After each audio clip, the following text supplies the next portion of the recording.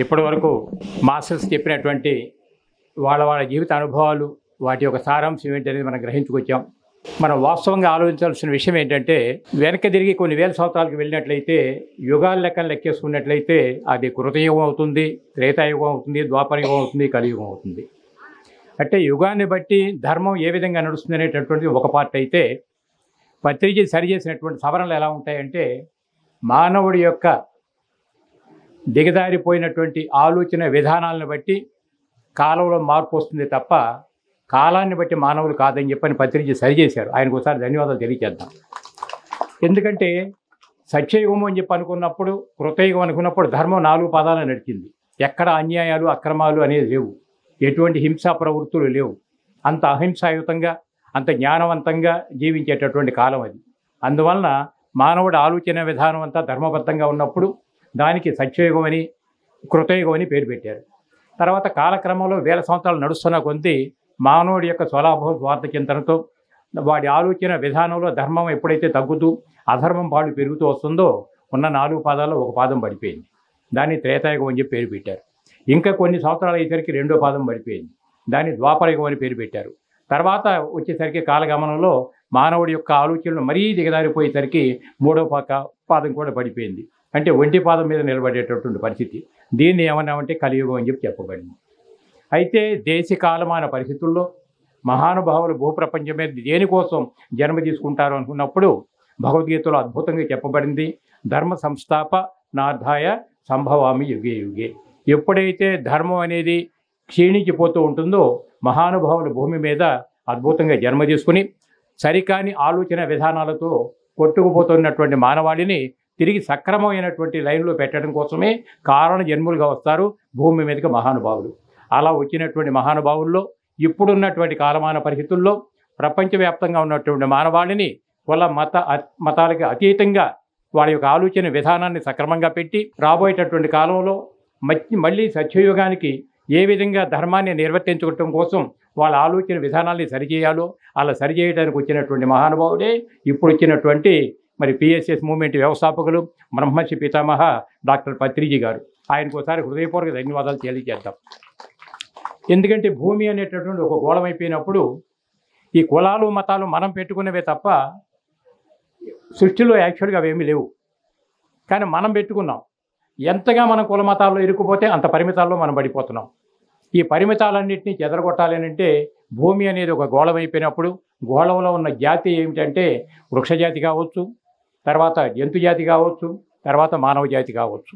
ఈ మానవ జాతి తరచి రోజు ధ్యానం చేయగలిగితే తనలోకి తాను ప్రయాణం చేస్తున్నప్పుడు తనలో అంతర్గతంగా ఏ శక్తి ఉందంటే ఆ దైవశక్తి తనలో లోపల ఉండి తీరింది. ఎప్పటివరకు పద్మ మేడం చెప్పినటువంటి అద్వైతామృతం అంటే అర్థం ఏంటంటే సృష్టిలో వ్యవహారికంగా ద్వైతం ఉంటుంది, నువ్వు వేరు నేను వేరని. కానీ సాధనలో మన లోపలికి వెళ్తే నీలో ఉన్న నాలో ఉన్న ఒకే చైతన్యం, ఒకే ప్రాణశక్తి, అది మనకు అర్థం కావాలి. ఎప్పుడైతే అది అర్థమవుతుందో పరిస్థితి మనం ఎందుకు వచ్చాం ఈ భూమి మీదకి, మనం చేయవలసినటువంటి పనులు ఏమిటి అనేటటువంటి మనకు అర్థమైపోతే ఆ పనులు చేస్తూలో ఉన్నటువంటి ఆనందం ఇంకెక్కడ ఉండదు పరిస్థితి. కృష్ణారావు గారి పరిస్థితి మొదటి నుంచి వ్యవసాయ కుటుంబంలో పుట్టి పెరిగినప్పటికీ ఇదంతా చక్కగానే పొలాల్లో మంచి వ్యవసాయం చేస్తున్నప్పటికీ కూడా ఆ సంస్కార బలం, అనేక జన్మల సంస్కార బలం తట్టి లేపినప్పుడు ఎప్పటివరకు ప్రాపంచికంగా సంసారంలో నిర్వాణం అన్నాం కాబట్టి కుటుంబం కోసం ఎప్పటివరకు నువ్వు చేసావు, ఇంకా చాలు, ఇక నువ్వు సమాజం కోసం నువ్వేం చేయాలి అనేటటువంటి ఆలోచన ఎప్పుడైతే ఆయనలో మొలకెత్తిందో వెంటనే నేను కూడా ఒక పిరమిడ్ కట్టాలి, ఎక్కడ కడితే బాగుంటుంది, ఇంటి మీద కట్టాలా, పొలంలో కట్టాలా, ఎక్కడ కడితే వచ్చే వాళ్ళందరికీ కూడా అనుకూలమైన వాతావరణం ఉంటుంది అనేటటువంటి దానిలో తర్జన భర్జన చేసి అందరూ సలహాలు తీసుకుని చక్కగా ఈ విధమైనటువంటి పొలంలో మరి కొన్ని వృక్షాలని తీయటానికి కూడా ఇబ్బంది పడుతూ చేశారు. ఎందుకంటే పచ్చగా ఉన్నటువంటి చెట్టుని భూమిలోంచి పెకలించాలి అంటే ఎంత బాధ అవుతుందంటే వృక్షజాతికి అది నష్టమే పరిస్థితి. ఇవాళ దేశకాలం అనే పరిస్థితుల్లో తోటలు అడవులన్నీ కూడా నిర్మూలించబడి కాంక్రీట్ జంగిల్గా తయారవుతున్నప్పుడు మానవ జాతికి కావాల్సినటువంటి ప్రాణశక్తి ఎట్లా లోపిస్తుంది అనేది అంతా లోతుకెళ్తే మనకు అర్థమవుతుంది. అటువంటప్పుడు ఈ పొలంలో 4 చెట్లు తీయాలన్నా ఈ తీసిన దానికంటే ఎక్కువగా ఫలితం వస్తుంది కాబట్టి ఆ 4-5 చెట్లు ఇక్కడి నుంచి తప్పించి ఇంత అద్భుతమైనటువంటి పిరమిడ్ నిర్మాణం చేశారంటే ఆయన పర్పస్ ఆఫ్ లైఫ్ ఆయన ఫుల్ఫిల్ చేసుకుంటారు. అటు ప్రాపంచిక జీవితంలో చక్కని అనుభవాలు ఆయన పొందడం జరిగింది, ఇటు ఆధ్యాత్మిక జీవితంలో పొందినప్పుడు ఇక్కడ కూడా చక్కని అనుభవాలు ఆయన పొందడానికి మరింత పిరమిడ్ నిర్మాణం చేశారంటే తక్కువ విషయం కాదు. అలాగే ఈ భూప్రపంచం మీద ప్రతి ఒక్క వ్యక్తి ఒక ధర్మం కోసమే మనం వస్తున్నాం. ఇప్పుడున్న మరి కాలమాన పరిస్థితుల్లో పత్రిజ లాంటి కారణ జన్మలతోటి ఆయన ప్రణాళికతో పాటు మేము కూడా వచ్చి పనిచేస్తామనేటటువంటి ఆ కమిట్మెంట్తో వచ్చినటువంటి వాళ్ళే ఇప్పటివరకు స్టేజ్ మీద మాట్లాడినటువంటి రమ మేడం కానీ, శేషగిరావు గారు కానీ, మరి నేను ప్రసాద్ గారు కానీ, ఇలా భూప్రపంచం మొత్తం మీద లెక్కేస్తే కొన్ని వేల మంది ఉన్నారు ఈరోజు పరిస్థితుల్లో. ఎందుకంటే ప్రపంచవ్యాప్తంగా కావాలి ఈ మార్పు. ఏదో ఒక ఊరిలోనో, ఒక రాష్ట్రంలోనో, ఒక జిల్లాలోనో జరిగేది కాదు. ప్రపంచవ్యాప్తంగా రావాల్సినటువంటి మార్పు.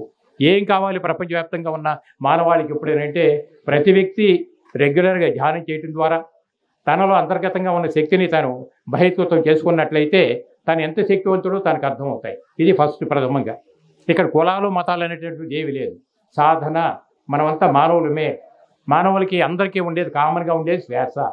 ఏ శ్వాస అయితే నీకు నాకు అనే తేడా లేకుండా కామన్గా ఉందో ఆ శ్వాస గమనింపు ద్వారా మనలోకి మనం ప్రయాణం చేయగలిగితే మీలో ఉన్న ఏ శక్తో, ఏ ప్రాణమో నాలో ఉన్న అదే శక్తి, అదే ప్రాణం తప్ప మరేమీ కాదు.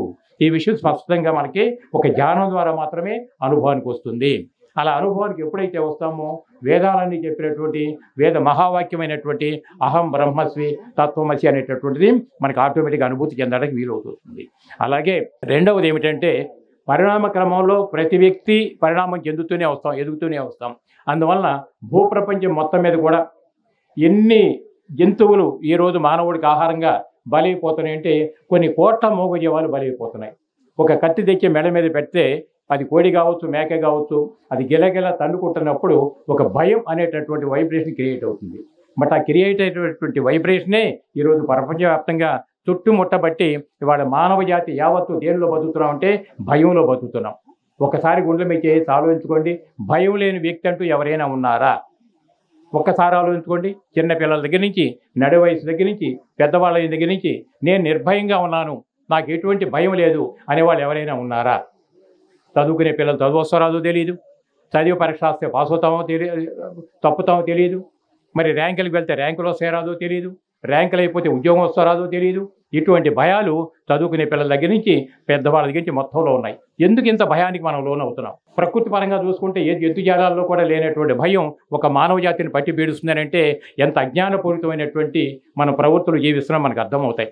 అటువంటప్పుడు ఇప్పుడున్నటువంటి ఈ కలియుగ పరిస్థితుల్లో ధర్మం అన్ని వాదాలు కూడా క్షీణించినప్పుడు తిరిగి మళ్ళీ సత్యయుగ స్థాపన కావాలి అని అంటే భూప్రపంచం మొత్తం మీద కూడా ఇటువంటి పిరమిడ్లన్నీ కూడా నిర్మాణం చేస్తూ ఆ శక్తి ఏమిటంటే భూమాతకు అందించగలిగి ఉండాలి. దానిలో ధ్యానం చేయడం ద్వారా మనం శక్తివంతులుగా మారుతూ మనం నివసించే భూమాతను కూడా శక్తివంతం చేయడానికి ఉపయోగపడుతుంది. అందువలన మరి ఇటువంటి పిరమిడ్ల నిర్మాణం జరుగుతుందంటే తక్కువైన విషయం కాదు. ఇది ప్రపంచవ్యాప్తంగా వెళ్ళిపోతుంది. అయితే కారణ జన్మలుగా మహానుభావులు భూమి మీద జన్మ తీసుకున్నప్పుడు ఆయన జీసస్ కావచ్చు, మహమ్మద్ ప్రవక్త కావచ్చు, మనకి బుద్ధ భగవానుడు కావచ్చు, మన కృష్ణుడు కావచ్చు, ఈరోజు పత్రిజీ కావచ్చు, వాళ్ళంతా భూమి మీదకి వచ్చినటువంటి కారణ జన్ములే. ఇప్పుడున్నటువంటి పరిస్థితుల్లో మరి పత్రిజీ వచ్చారంటే మాన్యువల్గా గత 40 సంవత్సరాల నుంచి ఆయన కూడా అగ్రికల్చర్ ఎంఎస్సీ చేశారు. గవర్నమెంట్ ఫర్టిలైజర్స్లో మంచి ఆఫీసర్ పోస్ట్ ఉంది. ఎన్నో జిల్లాలకు తిరుగుతూ ఒక ఆఫీసర్గా ఆయన ఉద్యోగం చేస్తున్నారు. వివాహం అయిపోయింది, 2 ఆడపిల్లలకి జన్మనివ్వటం జరిగింది. అయినా ఏదో తెలియనటువంటి లోటు ఆయన వెంటాడుతుంది. ఏమిటి నాకు ఈ లోటు అని చెప్పి అనుకున్నప్పుడు ధ్యానం అనేది గుర్తొచ్చింది. అందువల్ల ఉద్యోగానికి రాజీనామా చేసి కర్నూలు పట్టణంలో బయటకు వచ్చినప్పుడు ఒక వ్యక్తి ఈరోజు కొంత శక్తిగా ఆవిర్భవించి ప్రపంచవ్యాప్తంగా కొన్ని కోట్ల మందిని ఆయన మోటివేట్ చేయగలుగుతున్నారని అంటే అది ఆయన కారణ జన్ముడిగా ఎలా వచ్చాడో మనందరికీ అర్థమవుతుంది. అయితే మాన్యువల్గా చేయాల్సినంత వరకు అయిపోయింది. ఇంకా రాబోయే రోజుల్లో ఎలా వెళ్ళాలంటే ఇది ప్రపంచవ్యాప్తం కావాలి అని అంటే నువ్వు నేను ప్రపంచం మొత్తం తిరగలేదు. అందువల్ల ప్రపంచవ్యాప్తం కావడానికి ఉన్నది ఏమిటంటే ఏకైక మార్గం ఛానల్ కావాలి. అందువల్ల ఆయన శరీర విరమణ చేయడానికి ఒక 5-6 సంవత్సరాల ముందే మరి టెక్నికల్గా సపోర్టివ్గా ఉన్న పిల్లల్ని పిలిచి అబ్బాయి నాకు మంచి ఛానల్ కావాలి ఇక రాబోయే రోజుల్లో మనకని చెప్పడం జరిగింది. అంటే మాన్యువల్గా మనకి చెప్పడం అయిపోయింది. ధ్యాన జగత్ ఇప్పుడే మనకి శేషగిరి గారు పరిచయం చేశారు. అంటే మ్యాగజైన్ ద్వారా చెప్పడం కొంతవరకు అయిపోతుంది. ఇది పరిమితాల్లో ఉండిపోతాయి. అపరిమితంగా వెళ్ళాలంటే మనకు మంచి ఛానల్ కావాలి అని చెప్పని పత్రిక కోరటం, దానికి ఒక చక్కని టీం ఫామ్ అయిపోయిన తర్వాత మరి ఒక యూట్యూబ్ ఛానల్గా వచ్చినటువంటి మన పిఎంసి ఛానల్ మెల్లమెల్లగా తెలుగులో వచ్చింది, ఇంగ్లీష్లో వచ్చింది, హిందీలో వచ్చింది, కన్నడ, తమిళ్ వాళ్ళ అన్ని లాంగ్వేజ్లు కూడా పిఎంసి ఛానల్ వస్తుంది. ఎందుకంటే ఇది ప్రపంచవ్యాప్తం కావాలి. ఈరోజు తెలుగులో వచ్చినటువంటి పిఎంసి ఛానల్ ప్రపంచవ్యాప్తంగా ఉన్న 10 కోట్ల మందిని మోటివేట్ చేస్తుంది. అది మొత్తం శాటిలైట్ ఛానల్ అయిపోయింది తెలుగు మనకి.